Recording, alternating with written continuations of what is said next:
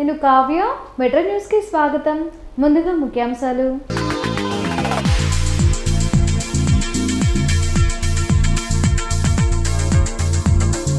మేమంతా సిద్ధం పేరుతో సీఎం జగన్ బస్ యాత్ర.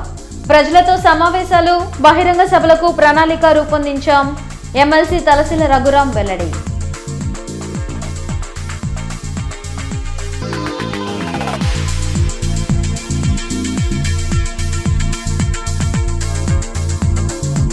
చిలకలూరుపేట సభలో పోలీసుల తీరు అనుమానాలకు తావిస్తుంది. నిర్లక్ష్యం వహించిన అధికారులపై ఈసీ చర్యలు తీసుకోవాలి. నరేంద్ర మనోహర్ డిమాండ్.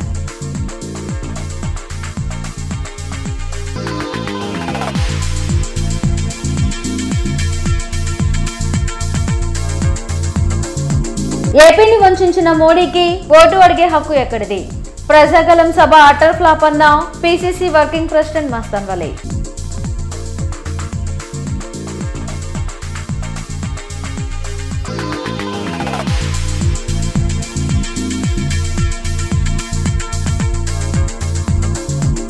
ప్రశాంతంగా ప్రారంభమైన 10th ఎగ్జామ్స్.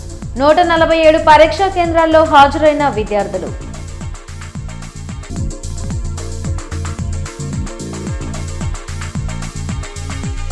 మేమంతా సిద్ధం పేరుతో ముఖ్యమంత్రి వైఎస్ జగన్మోహన్ రెడ్డి బస్ యాత్రను చేపట్టనున్నారు. ఇడుపులపై నుంచి ఇచ్చాపురం వరకు ఈ బస్ యాత్ర నెల రోజుల పాటు సాగనుంది.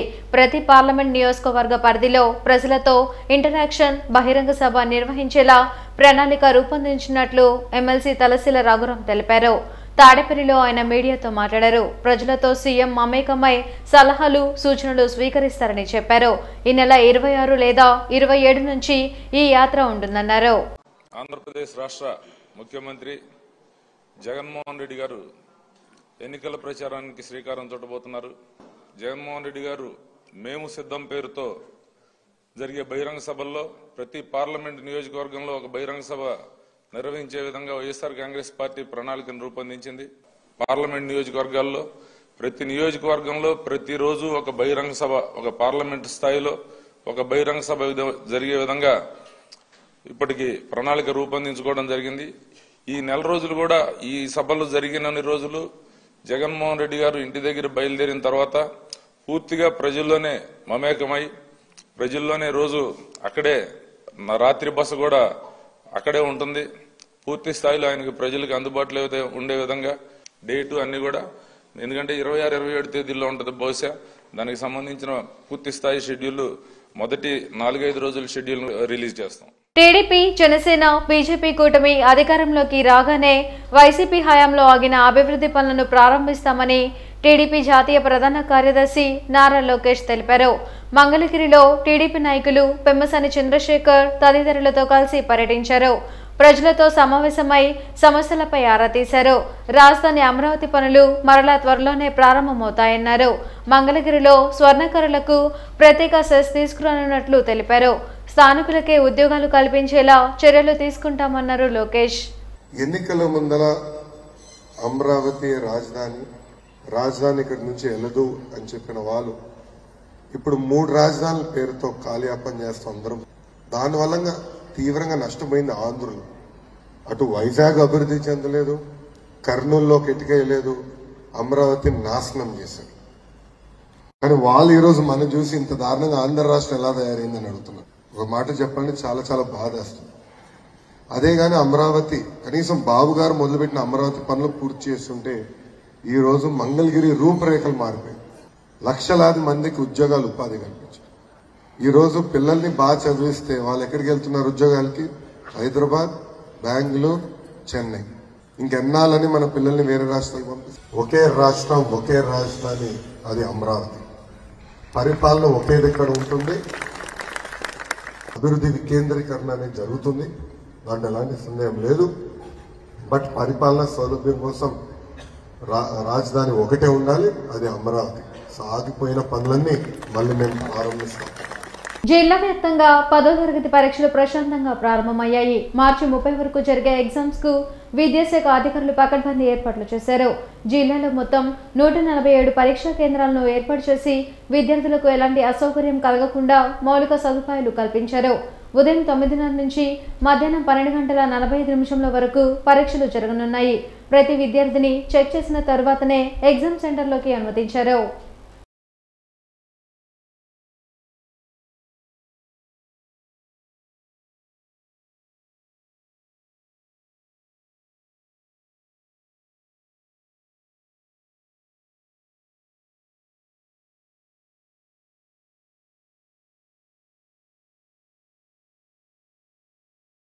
చిలకలూరుపేటలో జరిగిన ప్రజాగలం ఎన్డీఏ తొలి బహిరంగ సభ గ్రాండ్ సక్సెస్ అయిందన్నారు మాజీ ఎమ్మెల్యే దూలిపాల నరేంద్ర కుమార్.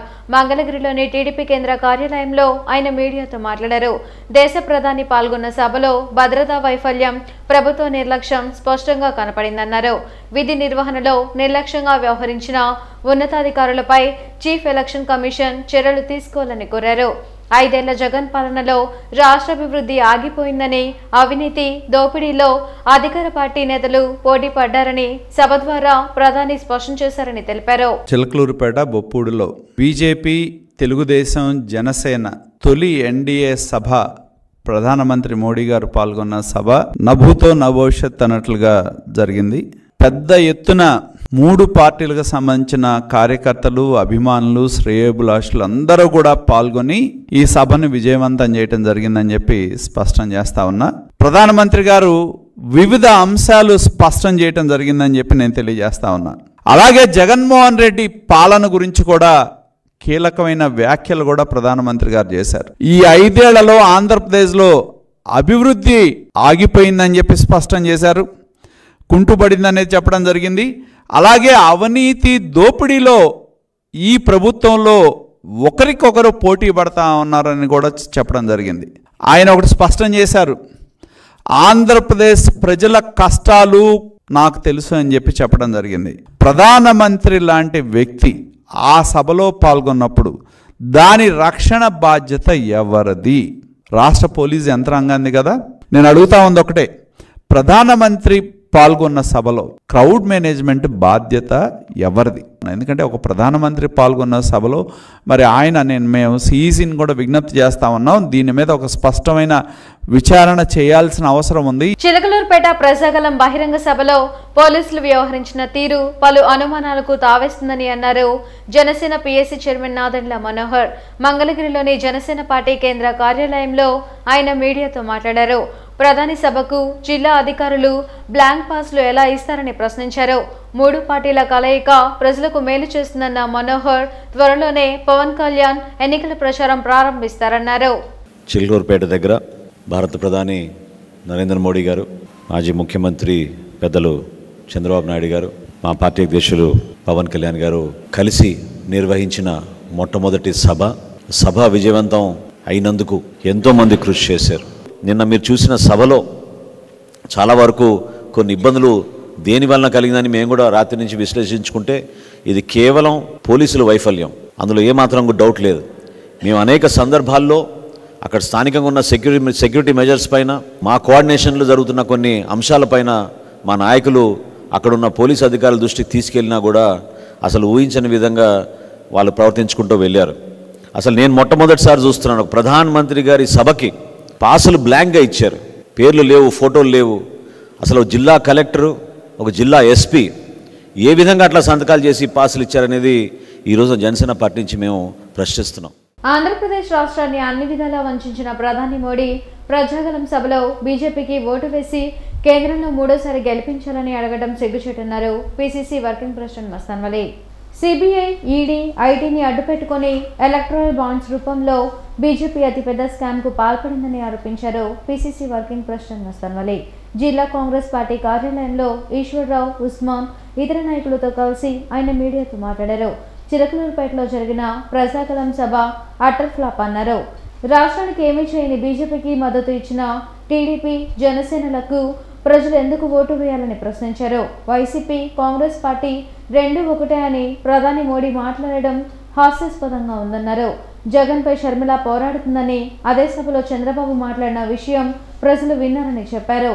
విభజన చట్టంలో ఇచ్చిన సంస్థల పేర్లు మాత్రమే మోడీ చదివారని, అవి ఎక్కడా ఇంకా నిర్మాణం కాలేదన్నారు మస్తాన్ వలీ. ఆ తిరుపతిలో కూడా ఇదే చెప్పాడు, నరేంద్ర మోడీజీ ఆ బోలియే 10 साल స్పెషల్ కేటగిరీ స్టేటస్ देंगे అని తెలుగు ప్రజలు తిరుపతి ఏడుకొండల వెంకన్న సాక్షి చెబుతున్నాడు, ఇంకా ఇస్తాడేమో అని చెప్పి 10 సంవత్సరాల నుంచి ఊరించాడు. అమరావతి రాజధానిని ఢిల్లీని మించిన రాజధాని ఇస్తానని మేము చెప్పలా. నరేంద్ర మోడీ గారు అమరావతి రాజధాని ప్రారంభోత్సవ కార్యక్రమంలోకి వచ్చి మీకెందుకు 4 ముఖ్యమంత్రులు 4-5 గవర్నర్లు ఉన్నటువంటి ఈ పరిస్థితిలో ఆ మాట మాట్లాడినటువంటి ప్రధానమంత్రి. నేను నేరుగా అడిగా నరేంద్ర మోడీ గారు నిన్న, మీరు ఈ రాష్ట్రానికి నేను చెప్పిన ఈ అంశాల్లో ఏదైనా ఒక అంశం పూర్తి చేశామని చెప్పండి. 11 విద్యా సంస్థలు ఇచ్చామన్నారు. చట్టంలో పెడితే ఈరోజు కూడా ఒక్క దానికి గోడలు కట్టిన పాప అనుకోవాలా. భారతీయ జనతా పార్టీ అంటే బాబు, జగన్, పవన్ ఈ 3 కలిసి ఉన్నదే బీజేపీ. వీళ్ళు కాంగ్రెస్ పార్టీని విమర్శిస్తున్నాడు. ఇది దుర్మార్గమైన చర్య, ఇది అక్రమ పొత్తు.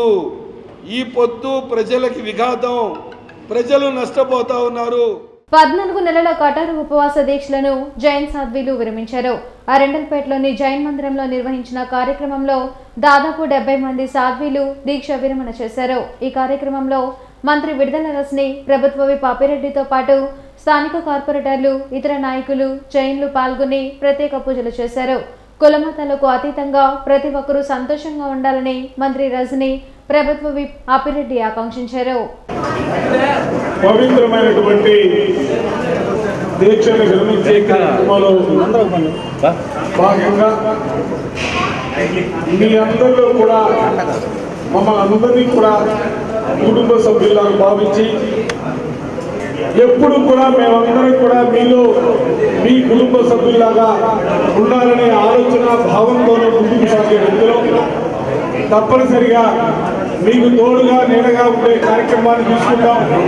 ఈ నగరంలో మార్వాడికి సంబంధించినటువంటి ఏ అంశమైనా కూడా సంపూర్ణమైనటువంటి సహకారం వైఎస్ఆర్ కాంగ్రెస్ పార్టీగా, జగన్మోహన్ రెడ్డిగా ఆయన ఎప్పుడు కూడా వ్యాపారస్తులకు సంబంధించి పూర్తి సహాయ సహకారాలు అందించగలిగినటువంటి స్థితిలో ముందుకు సాగుతా ఉన్నాం.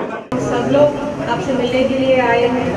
आप सभी की ब्लेसिंग्स और आप सभी की ब्लेसिंग्स हम सभी लोगों को भी हम लोग चाहते हैं.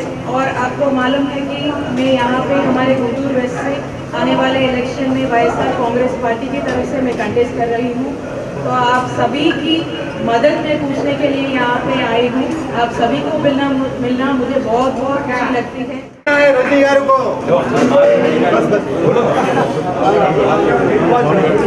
ఇది వర్షితప్ అంటారండి. 14 నెలల పైన ఒక పూట భోజనం, అది కూడా పొద్దున సూర్య ఉదయించిన తర్వాత నీళ్లు ముట్టుకోవాలి, సాయంత్రం సూర్య అస్తమించిన లోపల నీళ్లు కూడా ఆపేయాలి. 2 పూట్లే మాత్రం వాళ్ళు భోజనం అన్నం గ్రహిస్తారు. మరుసటి రోజు మొత్తం ఉపవాసం, ఏమీ తినకూడదు. అట్లాగా 14 నెలలు కఠిన దీక్ష అంటారండి. ఇట్లాంటి ఆ కఠిన దీక్ష ఇవాళ మీరు ఇక్కడ చూస్తున్న సుమారు 65 నుంచి 70 మంది ఆడోళ్ళు కానీ మగోళ్ళు కానీ ఈ ఫంక్షన్లో రోజు భాగస్వామ్యం అవుతున్నారు. సుఖ్ సాతా అంటారు, అంటే మీరు క్షేమంగా ఉన్నారా తపస్సు చేసినందుకు. దాంట్లో హిందీలో సుఖ్ సాతా అంటారు. అది వాళ్ళ కోసం ఇక్కడ విచ్చేసిన ఆ మహానుభావులు కూడా చాలా కృతజ్ఞతలు. బ్రతుకున్న వ్యక్తిని చనిపోయినట్లుగా రెవెన్యూ అధికారులు ఎలా ధృవీకరిస్తారని జనం పార్టీ రాష్ట్ర అధ్యక్షులు ఆనంద్ కుమార్ ప్రశ్నించారు. కనపర్తి మస్తాన్ అనే వ్యక్తి మున్సిపల్ కార్పొరేషన్లో పనిచేసి రిటైర్డ్ అయి ఇంకా జీవించి ఉంటే లావణ్య, శివప్రసాద్ అనే వ్యక్తులు తప్పుడు ఫిర్యాదుతో రెవెన్యూ అధికారులను తప్పుతో పట్టించారని ఆరోపించారు. బాధితుడికి న్యాయం చేసి ఇలా తప్పుడు ఫిర్యాదు చేసిన వారిపై చట్టపరంగా చర్యలు తీసుకోవాలని డిమాండ్ చేశారు. ఈ మేరకు కలెక్టరేట్ వద్ద బాధితుడితో కలిసి నిరసన తెలిపారు.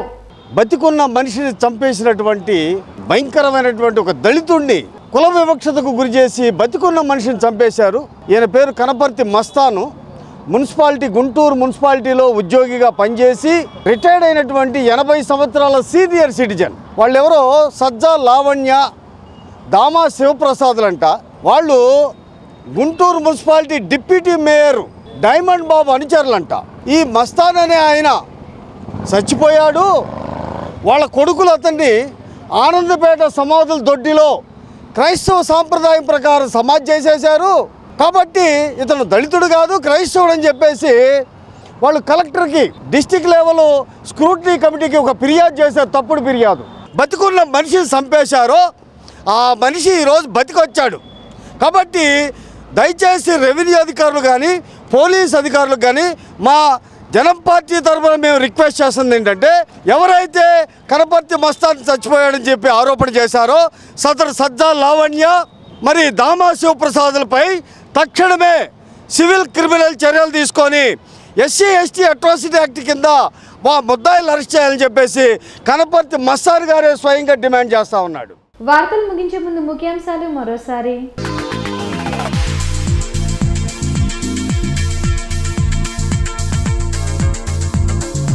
మేమంతా సిద్ధం పేరుతో సీఎం జగన్ బస్ యాత్ర, ప్రజలతో సమావేశాలు, బహిరంగ సభలకు ప్రణాళిక రూపొందించాం. ఎమ్మెల్సీ తలసిల రఘురాం వెల్లడి.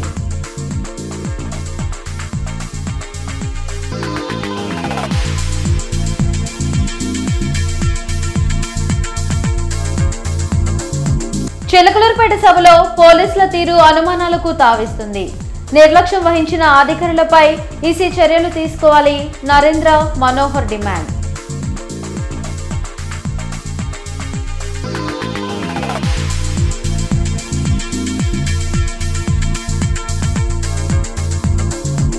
ఏపీని వంచిన మోడీకి ఓటు అడిగే హక్కు ఎక్కడిది? ప్రజాగలం సభ అటర్ ఫ్లాప్ అన్న PCC working president Mastan Vali.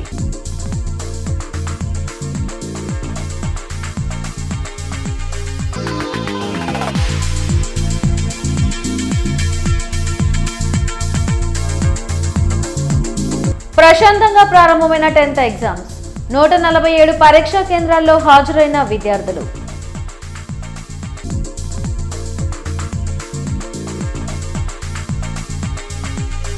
ఈ వార్తలు ఇంతటితో సమాప్తం. నమస్కారం.